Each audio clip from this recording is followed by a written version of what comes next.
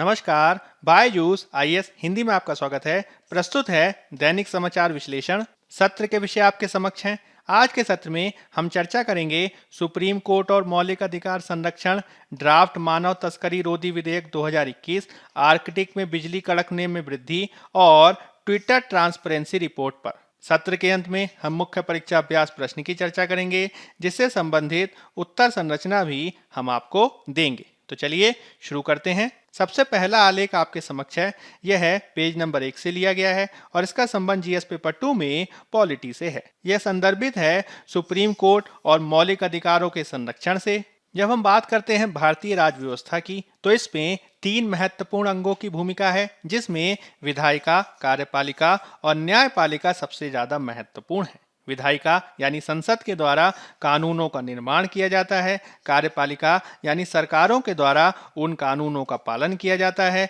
और न्यायपालिका के द्वारा उन कानूनों का न्याय निर्णयन करने के माध्यम से यह तय किया जाता है कि वह नागरिकों के मूल अधिकारों का किसी न किसी प्रकार से उल्लंघन तो नहीं करते हैं, और यदि इस प्रकार का उल्लंघन देखा जाता है तो इन कानूनों को न्यायपालिका के द्वारा शून्य घोषित किया जा सकता है। भारत के संघीय राज्य व्यवस्था में न्यायपालिका के तहत भी एक 3 स्तरीय संरचना को अपनाया गया है, जिसमें अधीनस्थ न्यायालय के साथ ही हम उच्च न्यायालय और सर्वोच्च स्तर पर सर्वोच्च न्यायालय की व्यवस्था को देखते हैं। इस तरीके से जब बात की जाती है सर्वोच्च न्यायालय की, तो ये भारत में एक सर्वोच्च न्यायिक अदालत है, जो भारत के संविधान के तहत अपील की अंतिम अदालत के साथ ही एक सर्वोच्च संवैधानिक न्यायालय के रूप में भी कार्य करता है। और इस रूप में भारत में सुप्रीम कोर्ट की स्थापना मौलिक अधिकारों के संरक्षण के दृष्टिकोण से काफी महत्वपूर्ण है, जो कि भारत में संविधान के भाग 3 के तहत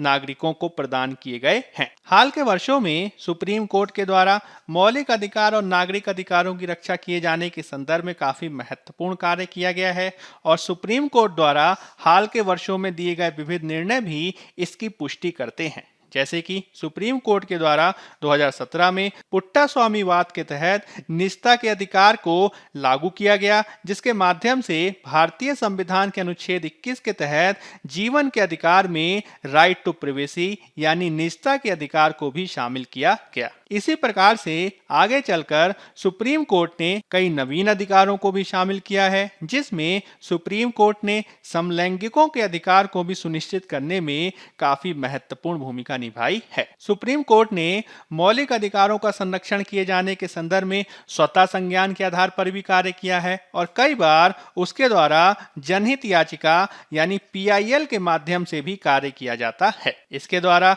दिल्ली में वायु प्रदूषण को कम किए जाने के संदर्भ में, दिवाली के दौरान जलने वाले पटाखों पर नियंत्रण लगाए जाने के संदर्भ में सुप्रीम कोर्ट द्वारा काफी बेहतर कार्य किया गया है। हालांकि विशेषज्ञों का यह भी कहना है कि इस पूरे मामले के संदर्भ में कुछ ऐसी चुनौतियां हैं जिसका हमें निवारण करना होगा, जिसे अभी हाल में ही भारत के मुख्य न्यायाधीश द्वारा भी इंगित किया गया है, जिसमें न्यायपालिका के तहत जिस प्रकार से 4.5 करोड़ केस पेंडिंग है, वह एक बहुत बड़ी समस्या है, जिसके निवारण के लिए न्यायपालिका को कार्य करना होगा। इस पूरे मामले के संदर्भ में सुप्रीम कोर्ट ने तो काफी बेहतर कार्य किया है, लेकिन हाई कोर्ट के साथ ही जो अधीनस्थ न्यायालय कार्य करती हैं, उनको भी बेहतर बनाने के लिए कार्य करना होगा। तभी हम 4.5 करोड़ लंबित केसों के संदर्भ में बेहतर तरीके से कार्य करने में सक्षम हो सकते हैं। विशेष रूप से कोरोना काल में तो सुप्रीम कोर्ट की प्रक्रियाएं जिस प्रकार से बाधित हुई हैं,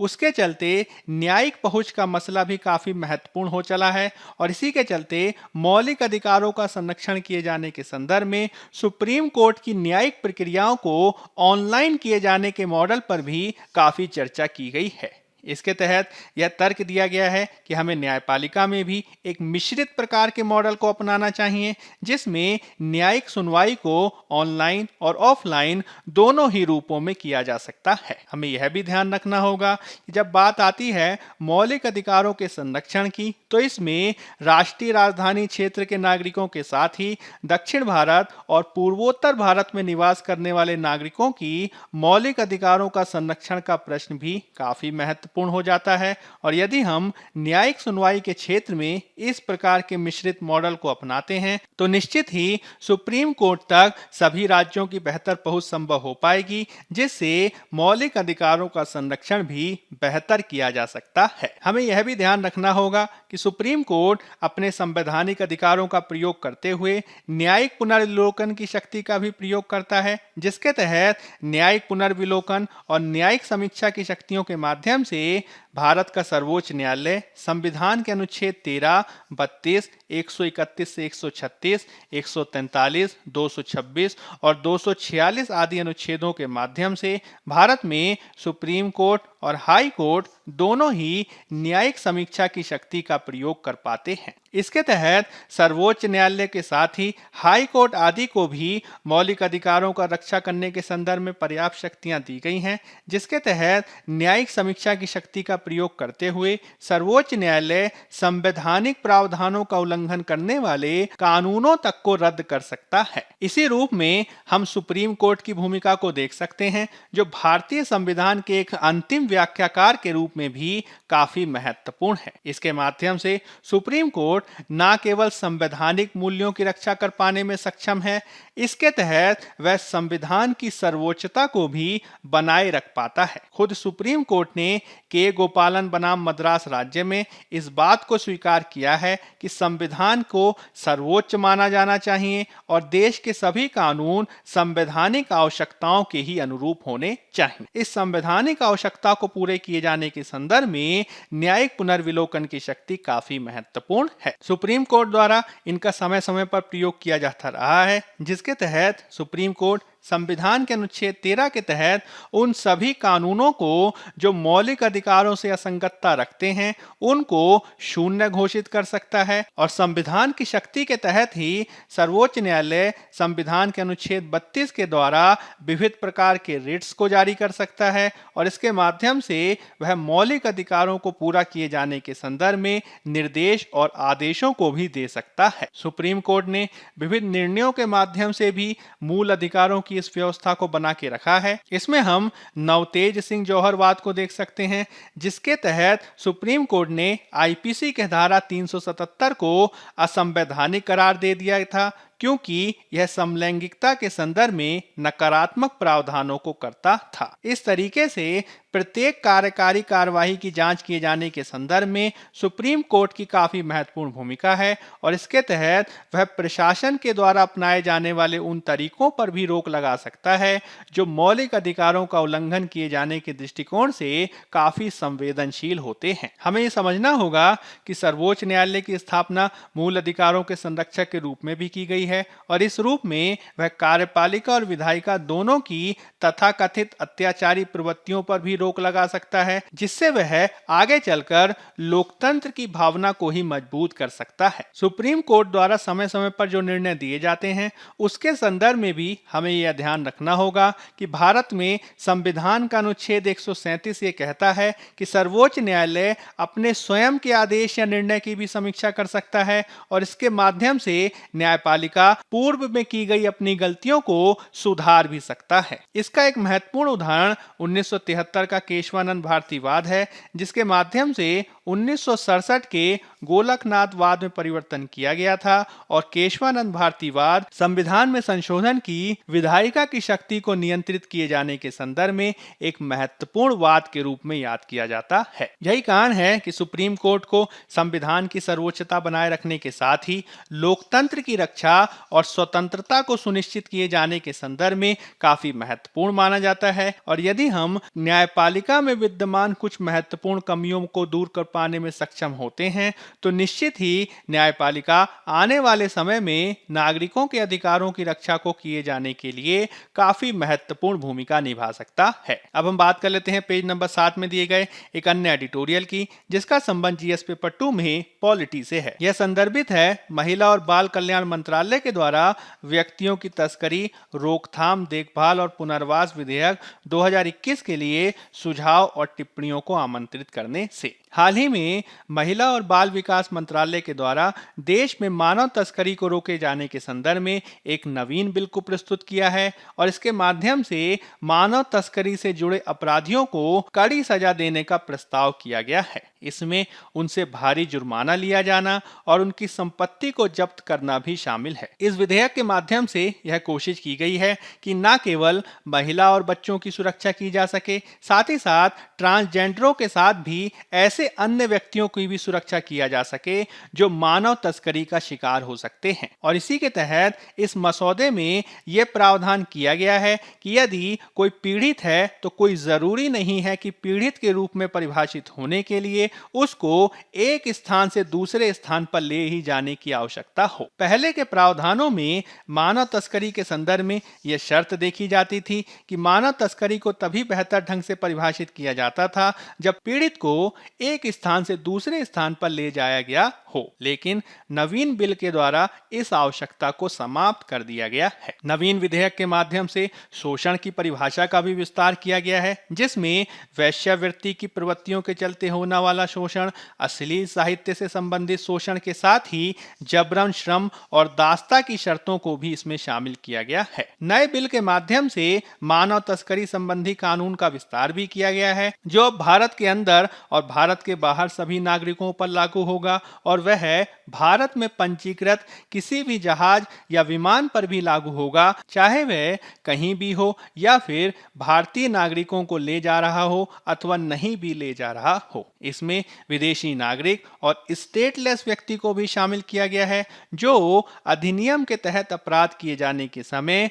भारत में निवासित हैं। इस नवीन विधेयक के माध्यम से सीमा पार होने वाली मानव तस्करी को रोकने का प्रयास किया गया है और इसके तहत यह कोशिश की गई है कि मानव तस्करी को रोके जाने के संदर्भ में रक्षा कर्मियों के साथ ही सरकारी कर्मचारियों, डॉक्टरों, पैरामेडिकल स्टाफ आदि को भी जिम्मेदार बनाया जाए। इस नवीन बिल के तहत ही हमें यह ध्यान रखना चाहिए कि भारत में मानव तस्करी आदि को रोके जाने के संदर्भ में काफी संवैधानिक और विधायी प्रावधानों को भी सुनिश्चित किया गया है, जिसमें भारत के संविधान का अनुच्छेद 23(1) मानव या व्यक्तियों की तस्करी को प्रतिबंधित करता है और 1956 में भारत ने मानव तस्करी रोकने के लिए अनैतिक व्यापार रोकथाम अधिनियम यानी इमोरल ट्रैफिकिंग प्रिवेंशन एक्ट को भी पारित किया था। इसके अलावा भारत द्वारा आपराधिक कानून संशोधन अधिनियम 2013 के माध्यम से आईपीसी की धारा 370 के साथ ही एक नवीन धारा को जोड़ा गया,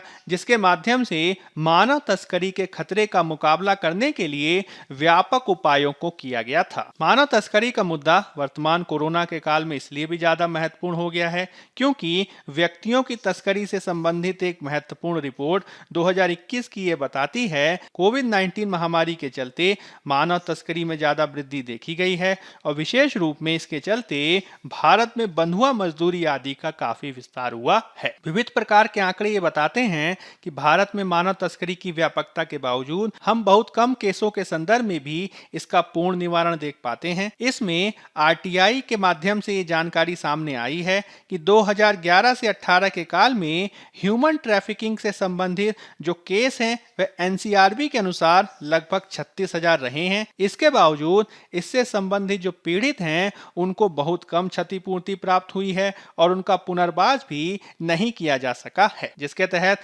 2011 से लेकर 2019 के काल में जो कुल क्षतिपूर्ति के संदर्भ में आवेदन किए गए हैं वह मात्र 107 ही हैं और 107 आवेदनों के बावजूद कुल 82 क्षतिपूर्ति से संबंधित आवेदनों को ही स्वीकार किया गया है। यानी 2011 से लेकर 2019 के काल में लगभग 36,000 केसों को प्राप्त किए जाने के बावजूद कुल 82 लोगों को ही हम इसके संदर्भ में क्षतिपूर्ति दे पाने में सफल हुए हैं, जो इस मुद्दे की जटिलता को दर्शाता है। भारत की मानव तस्करी के संदर्भ में सीमित सफलता के चलते ही नवीन बिल के संदर्भ में भी बहुत सारी आशंकाएं जाहिर की गई हैं, जिसके निवारण के लिए हमें कार्य करना होगा। बिल के माध्यम से मानव तस्करी को रोकने के लिए हम तत्परता से प्रयास कर रहे हैं और इसके लिए हमने राष्ट्रीय जांच एजेंसी यानी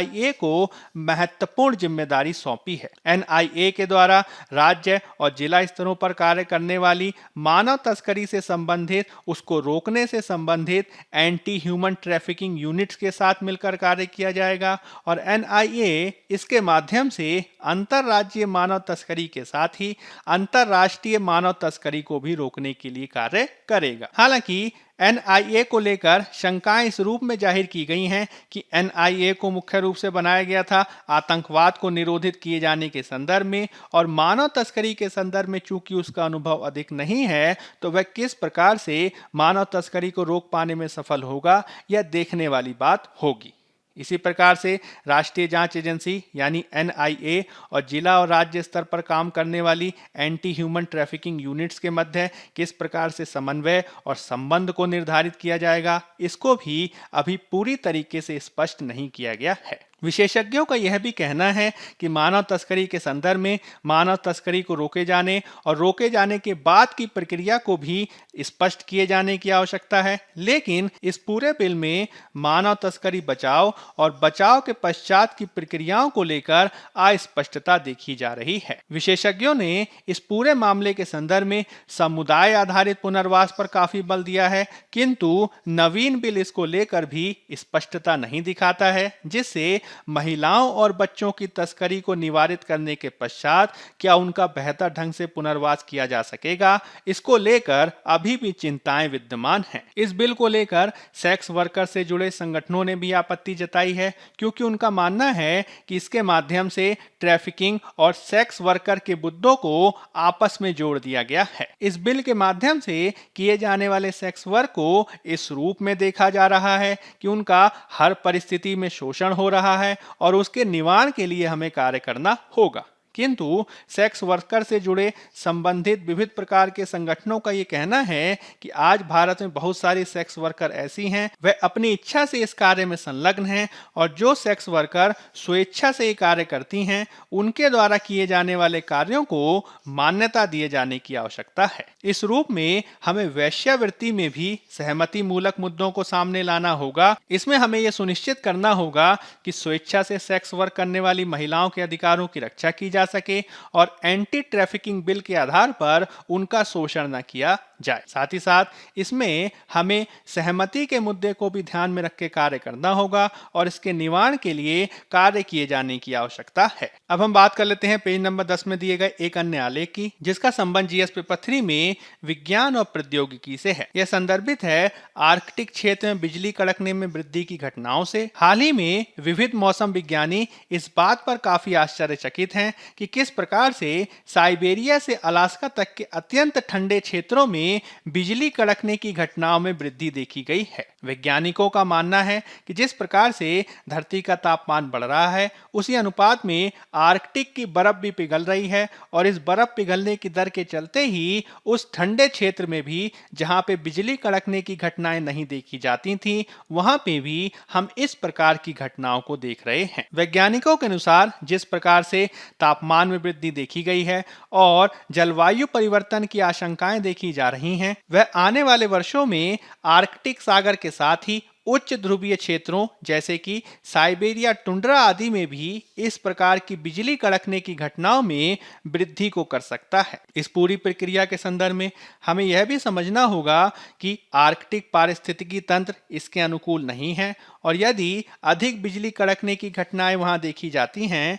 तो इससे आर्कटिक क्षेत्र में विद्यमान वन क्षेत्र में भी आग लग सकती है, जिससे वहां के वनों को नुकसान हो सकता है। यदि इस प्रकार की घटनाएं सागरीय क्षेत्र में देखी जाएंगी तो इससे जनहानि हो सकती है, जिसके निवारण के लिए कार्य किए जाने की आवश्यकता है। इसके तहत न केवल हमको इसके संबंधित पैटर्न को समझने की आवश्यकता होगी, साथ ही साथ जिस प्रकार से हाल के वर्षों में आकाशीय बिजली गिरने की घटनाओं में वृद्धि देखी जा रही है, उसको भी आपदा मानते हुए कार्य करना होगा। अब हम बात कर लेते हैं पेज नंबर 11 में दिए गए एक अन्य आलेख की, जिसका संबंध जीएस पेपर 3 में आंतरिक सुरक्षा से है। यह संदर्भित है ट्विटर ट्रांसपेरेंसी रिपोर्ट से। हाल ही में सोशल मीडिया प्लेटफॉर्म ट्विटर के द्वारा अपनी ट्रांसपेरेंसी रिपोर्ट को जारी किया गया और इसके माध्यम से उसने पिछले साल में 1 जुलाई से लेकर 31 दिसंबर तक की अवधि के विभिन्न आंकड़ों को प्रस्तुत किया है। आंकड़ों के अनुसार भारत अब दुनिया में सरकार द्वारा सूचना मांगे जाने के संदर्भ में सबसे बड़ा देश बन गया है और भारत में किसी कंटेंट को हटाए जाने के संदर्भ में की जाने वाली विधिक मांग में भी वृद्धि देखी गई है। इस पूरे संदर्भ में हमें यह तथ्य भी ध्यान रखना होगा कि ट्विटर के द्वारा 2012 से ही इस प्रकार की रिपोर्ट को प्रस्तुत किया जा रहा है। ट्विटर के अलावा फेसबुक और अन्य सोशल मीडिया प्लेटफॉर्म और कंपनियों के द्वारा भी इस प्रकार की पारदर्शिता से संबंधित रिपोर्ट को जारी किया जाता है, जिसके माध्यम से इस बात को स्पष्ट किया जाता है कि किस प्रकार से हाल के समय में सोशल मीडिया प्लेटफॉर्म्स के द्वारा सरकारों के दबाव का सामना किया जा रहा है और किस प्रकार से उनसे सूचना मांगे जाने के संदर्भ में आवेदन किए जाते हैं। आंकड़ों के अनुसार पूरी दुनिया में जब डेटा आवेदन के ग्लोबल वॉल्यूम की चर्चा की जाती है तो उसमें भारत का सबसे उच्च स्थान है, जिसमें लगभग 25% आवेदन भारत सरकार द्वारा किए जाते हैं। इससे हम ट्विटर पर पड़ने वाले दबाव की भी बात को समझ सकते हैं